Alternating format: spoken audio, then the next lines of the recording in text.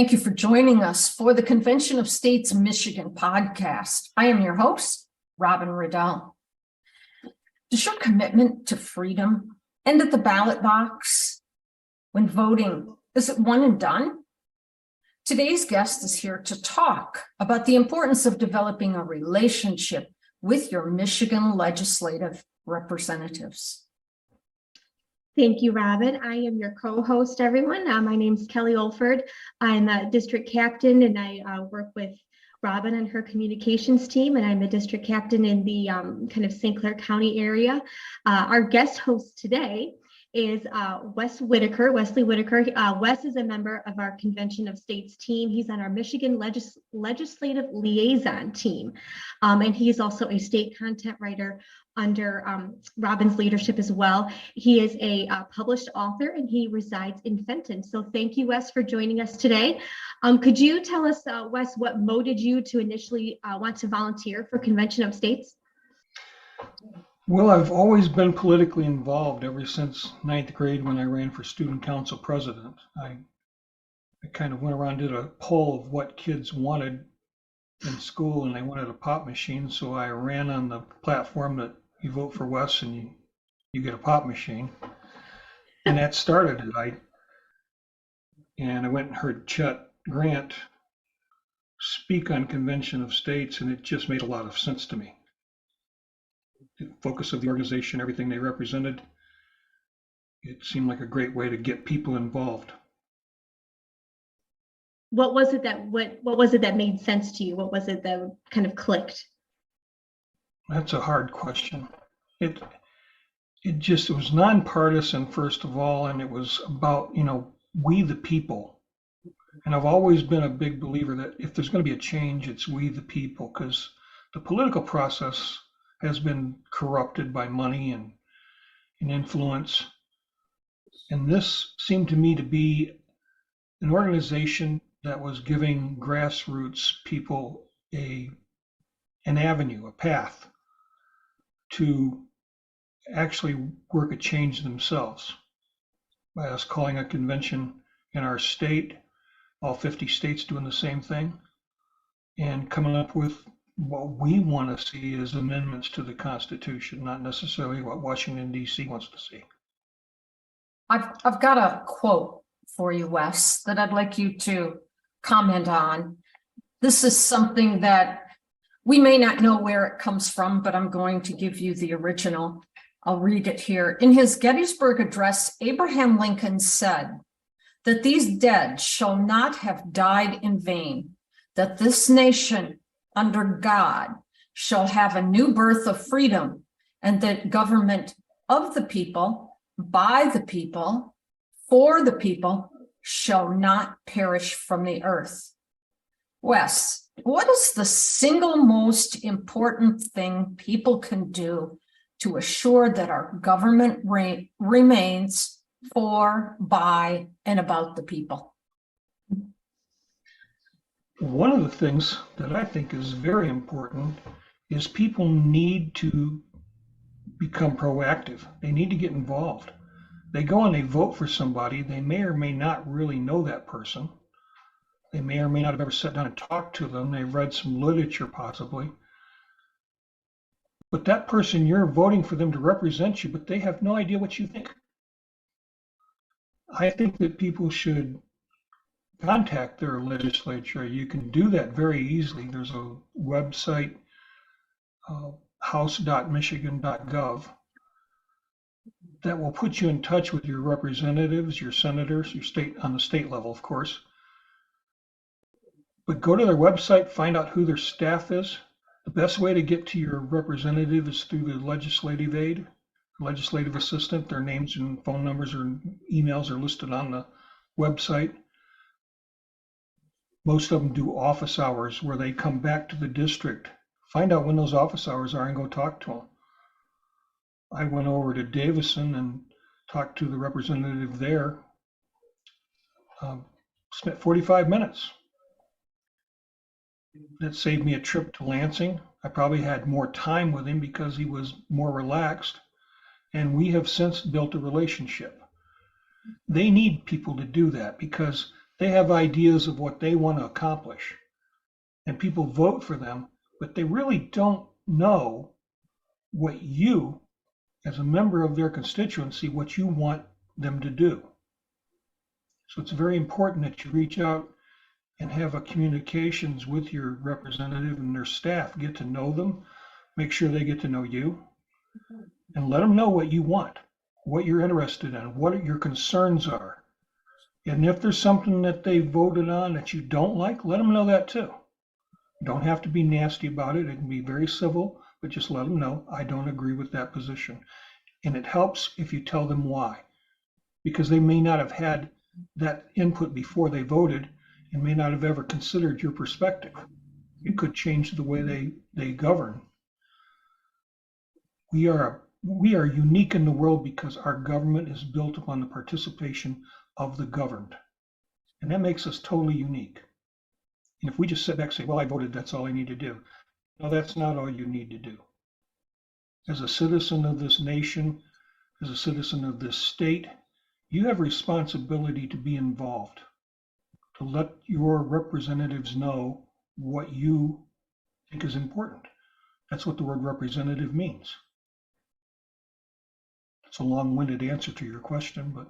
Oh, it's a great answer. Good answer. Yeah. Do you find yourself placing more emphasis on federal representation and federal representatives, or more at the state or local level? Federal representation has almost become a misnomer. It's almost become something that doesn't really exist now, because the federal government has grown way beyond what the framers of the Constitution ever envisioned. It's involved in every aspect of our lives. The only way that's going to change is if the states get involved and they change it. And that's what I like about Convention of States. It gives us an avenue to do that. We don't have to wait for Washington, D.C. to say, okay, well, we want to call a convention. We want to write an amendment that changes this or changes that. We need to do that now because the federal government is becoming an entity that's almost out of control. So, which again, as I think about this, and one of the reasons why I got involved in Convention of the States is because it brings back the power to the states, to the people. As you just said, you can go to your local representatives. They might have a coffee hour or an office.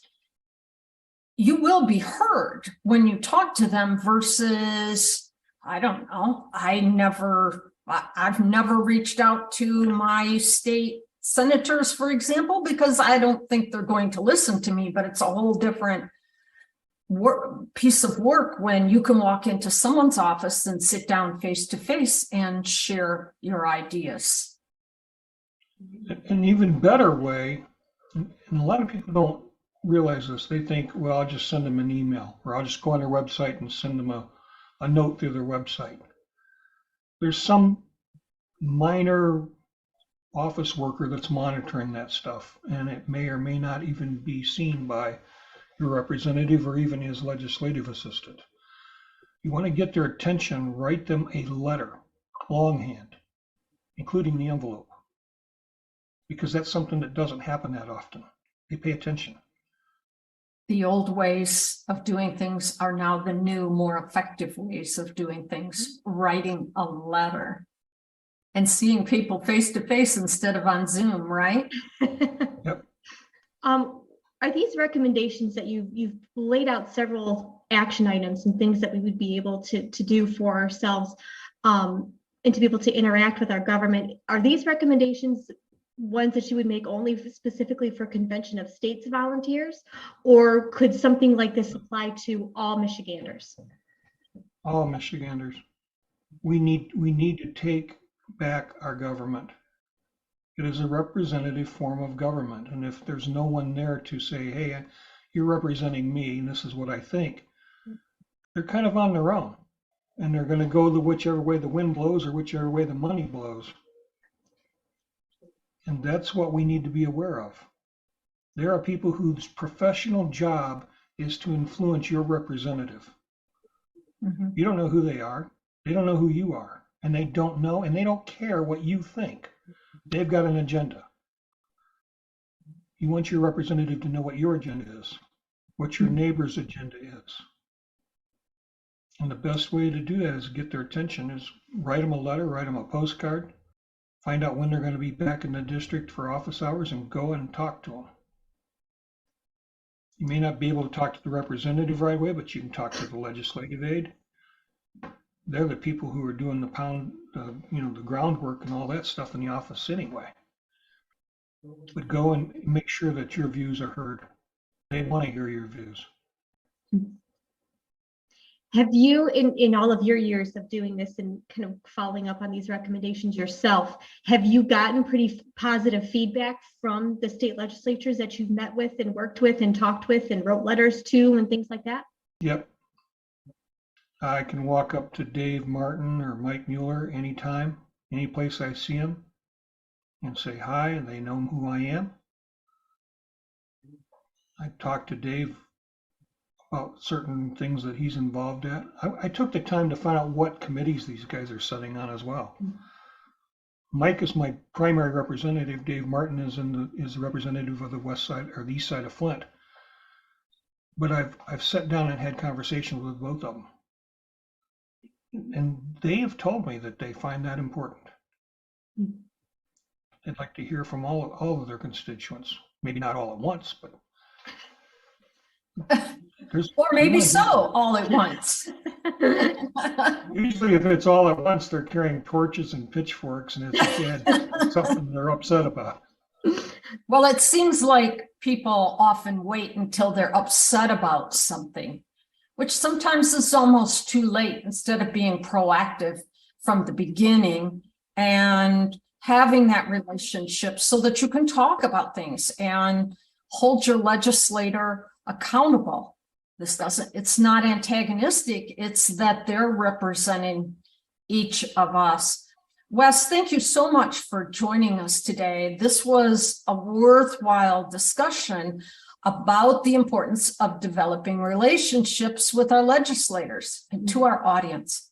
I encourage you to review some of the earlier podcasts to learn more about the history and mission of Convention of States. Currently, 19 states have passed a resolution calling for a Convention of States for the purpose of amending the Constitution as allowed by Article 5. We need 34 states to make it happen. Will Michiganders rally together to pass a resolution in the legislature to be one of the 34 states? Yep, that's right, Robin. Our mission is to not only to our goal being, to be one of those 34 states, but in order to do that, we need to build up our grassroots army of self-governing activists. And this is exactly what Wes has been talking to us about for the past few minutes here, is that our actions, and we are the citizens, we are the citizenry, we the people, and our actions don't just end at the ballot box. This is not about just us casting our vote one time every couple of years and then being done. Your vote is just the beginning of a relationship that you can build with your elected representative. Thank you, Kelly. If you believe in a government for, by, and about the people, as Abraham Lincoln described, please join us. If you don't stand up for our freedoms and liberties, who will? Take the first step and sign the petition, which lets your legislator know that you support Convention of States. Visit our website at conventionofstates.com/Michigan. There's so much good information on there. The petition is there, videos, items to download. It is your tool for learning more. I'd ask that you subscribe to our YouTube channel. We're going to put this address up on the screen, but go to YouTube and search for Michiganders for Convention of States. And as always, when you have questions, we have the answers, or we know people who have the answers. Send your questions to us at askmi@cosaction.com. Stay with the fight.